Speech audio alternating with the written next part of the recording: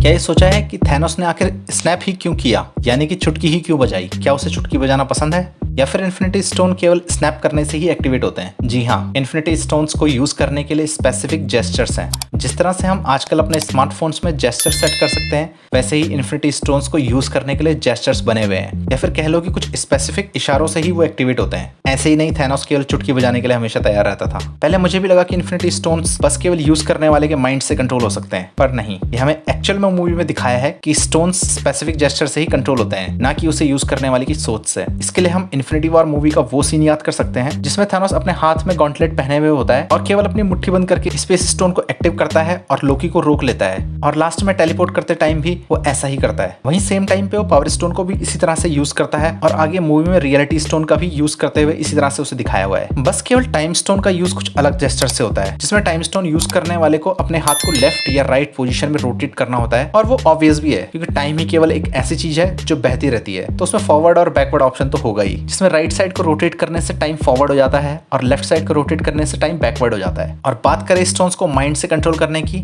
तो वो माइंड से कंट्रोल नहीं हो सकते। ये प्रूफ करने के लिए आप मूवी का वो सीन याद करो जब डॉक्टर स्ट्रेंज का क्लोक ऑफ लेविटेशन थैनोस के हाथ पे लिपट गया था और थैनोस अपने स्टोन्स का यूज नहीं कर पाया था, और बाद में स्पाइडरमैन और आयरन मैन भी उसको मुट्ठी बंद करने से रोकते हैं, क्योंकि ऑब्वियसली वो इतना समझ चुके थे कि स्टोन्स को एक्टिवेट करने के लिए थैनोस को मुट्ठी बंद करनी पड़ती है। तो इससे कंफर्म होता है कि स्टोन्स को यूज करने के लिए जेस्चर्स भी आने जरूरी हैं, ऐसे ही नहीं कि बस पहना और कुछ भी। तो दोस्तों, आपको ये थ्योरी कैसी लगी मुझे कमेंट सेक्शन में बताओ। अगर आप मार्वल या डीसी फैंस हो तो मेरे चैनल को सब्सक्राइब करो।